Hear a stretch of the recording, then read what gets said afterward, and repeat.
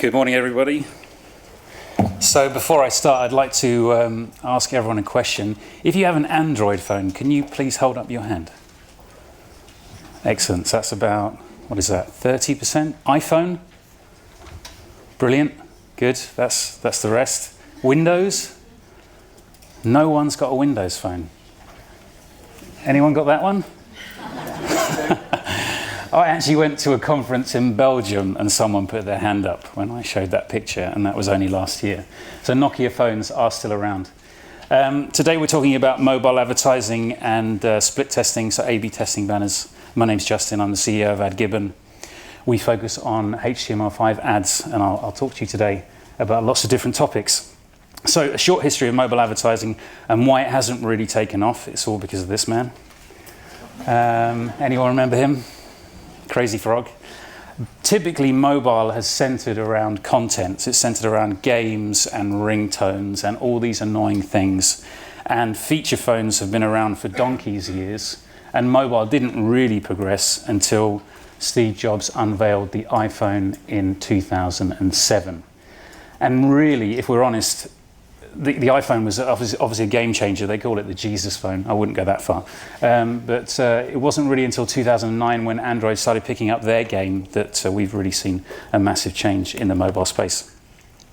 So where are we now? Well, 80% of usage is in-app. And I believe the guy from Google, what's his name again?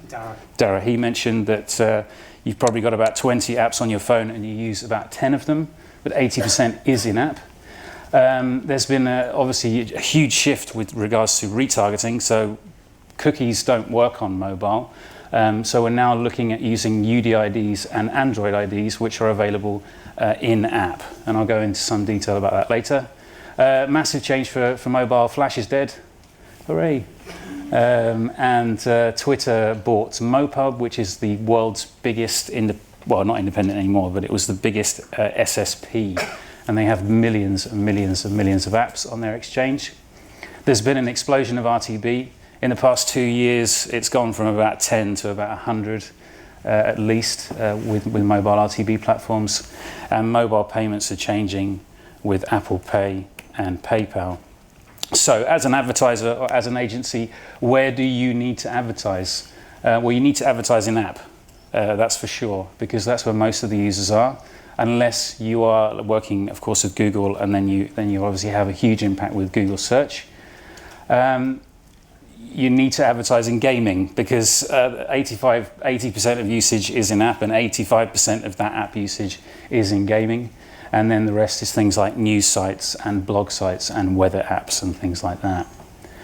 You also need to make sure that you target on app name and site ID, and a lot of these SSPs and exchanges give you the opportunity to do that now.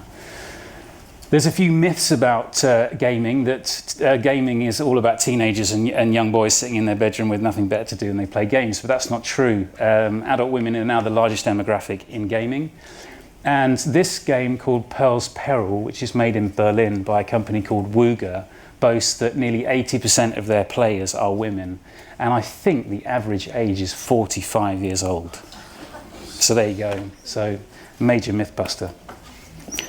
Some stats. What more do I need to say? That people spend more time on their mobiles than on their laptops, and that's only getting bigger. I won't dwell too much on stats. This is really interesting. This one here, 68% of shoppers use multiple devices when purchasing a product, at least half of the time. So even though your users may not purchase something on mobile, you definitely need to advertise on mobile so they effectively have brand recognition. Cross-platform targeting or retargeting isn't really there yet. It's all probabilistic and deterministic. Atlas is starting to do it, and of course Google as well. And I think it's going to be a massive, massive industry shift in the next 2 or 3 years, that we can really target people across devices really, really well. So that's massive. 52% of users shop at home on their mobile. And I know for sure that I have the Amazon app installed, and I buy most of my stuff now on my mobile phone.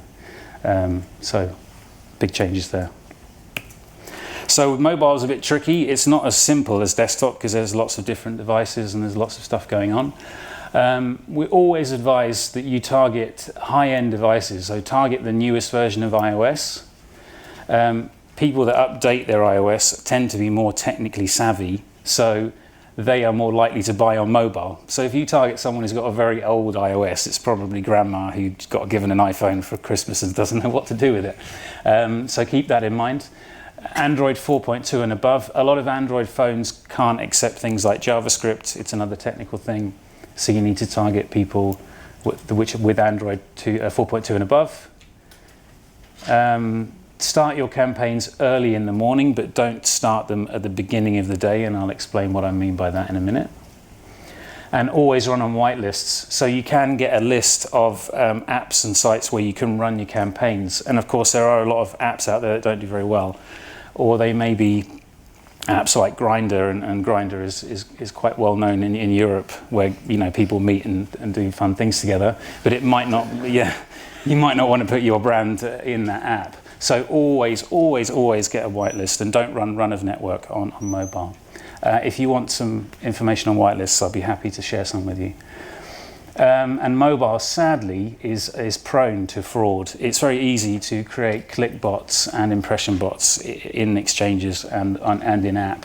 So another reason to always check your traffic sources, because if you're running in countries where you're not really targeting effectively, then you could be prone to some fraud.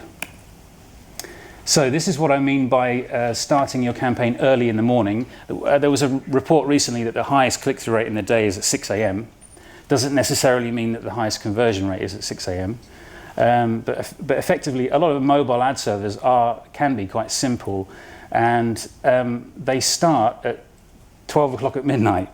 So we've been working with a lot of advertisers and publishers to make sure that with mobile especially, because you get a lot of usage late at night where people are bored and they're just playing on their phones, or they're reading articles or Googling anxiety because they can't sleep.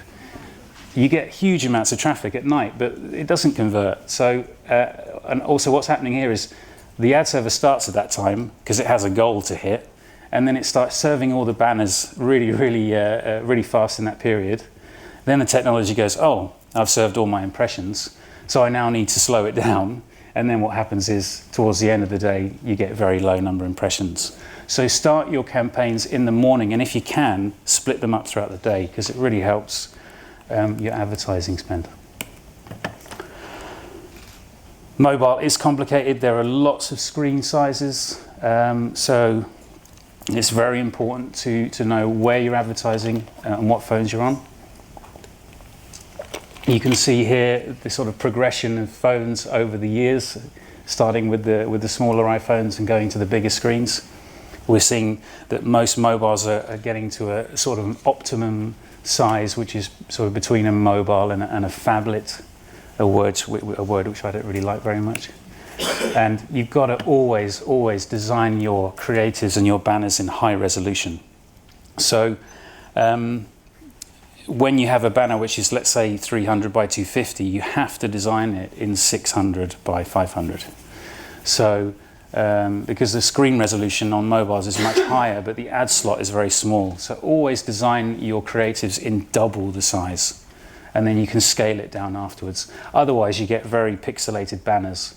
If you want, you can also design it quadruple the size, and then you get an unbelievable quality on the newer phones. So we started out as a mobile agency 3.5 years ago, and then we realized that it was a lot of work to build mobile creatives, so we built a platform to do that. It's called the My Campaign Creator, and you can log in and build HTML5 ad units quite easily and quickly. And then we realized that because now Flash is dead, you can run creatives using JavaScript and using HTML. So we've moved our product slightly towards A/B testing, or split testing as it's known. There's not really many companies doing this in mobile. It's pretty new. There is a company in the US called Ad Espresso. You may have heard of it. And they do it on Facebook. So I'll give you a short overview of A/B testing on mobile and tablet. So how our system works is you upload a range of different creatives. So this is a campaign for Fast and Furious 7. So these are the banners that are loaded into the system. And then we produce only one tag. So all banners are served through one tag, which saves a lot of time when people are trafficking campaigns and setting up campaigns. And then this one tag is channeled through various DSPs or networks. And if you're obviously working with Net Media Planet, you'll only have Net Media Planet there, you won't have any others. But it goes through a range of different DSPs. And then the banners are run through these DSPs at first at random. So all the banners are run at random. And then we have an algorithm on the back end which starts to learn based on a click-through rate, or more importantly, a conversion, so a sales conversion or an app download, which creative does the best. And then our system automatically shows the best performing creatives more. And then the worst performing creatives will be taken out of the campaign. And it's all optimized, all automated, I should say. So it's very, very easy to use. We also track a lot more information now from apps, like the app name, the site ID, the lat long, and all that kind of thing. So we do track a lot more data. So, time for a quiz. So here we go. So this is the campaign we did for Universal Pictures. Their metric was to obviously sell as many DVDs as possible, so we were rated on DVD sales. So I'll just put it out to you as an audience, and you can choose which banner you think did the best. And I'll give you some time to think about it. Is that working? Okay, time's up. I was a bit bored on the train this morning, and I thought, how can we make that fun? Okay, so show of hands. Who thinks it's the one on the end of the car? No one. I'm going to say yeah. One person. And the cameraman, too. Banner number 2. The Kijk nu is Dutch for watch now. Banner number 2. 10, 12, okay. Banner number 3. Excellent. Banner number 4. Okay. So the person who put your hand up for that banner, it's the worst performing banner. Okay. It's actually in order. That's the second. That's the third. That's the second, and this one was the winner by far. And Universal Pictures didn't want to show this banner because it's got a guy with a gun and it's very violent. But we convinced them to give it a try. We try and show as many images as possible.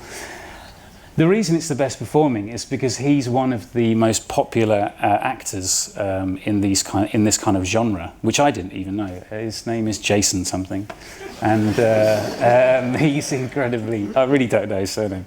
He's incredibly popular, and what we found was a staggering 42% uplift when we ran A/B testing banners. If Universal had sent us that banner, they would have wasted 42% of their budget, which is quite a staggering amount. So the system definitely does work. And there's proof that they were happy. And we'll do a press release next week. We work a lot with TomTom. And TomTom have obviously released a sports watch, and it's doing relatively well as a new product. And TomTom have their own website where they sell this watch. So we were measured on sales as well. And this is a great banner. I mean, it's got a person running, and it's got the watch clearly there. And we added some animation with the watch pulsing to replicate the heartbeat pulse, and that was a 2.74% click-through rate. So that's very good. It was running in running apps and sports apps. So when you're out and about on the hills or in the park, you need to make sure that the banner loads fast because you're on 3G. So we made a 3G version and a Wi-Fi version. So the Wi-Fi version was animated and it was very high resolution. The 3G version was 50 kilobytes and it was static. So we knew that it would load fast. Great campaign. Oh yeah, banners with images of people or faces tend to perform better. Okay, another one for Transformers. So this is also in-app and in tablet, and when you run in-app, of course, very often you're the only creative in the screen. So if you're running on mobile sites or any websites, you may have different banner positions, but typically when you're running on app exchanges, you're the only creative there. So it's great for exposure, and you get much better performance. So here there's a word game, and bang, you're at the bottom of the screen. And here is a TV guides, TV Gids in the Netherlands, which is basically TV guide.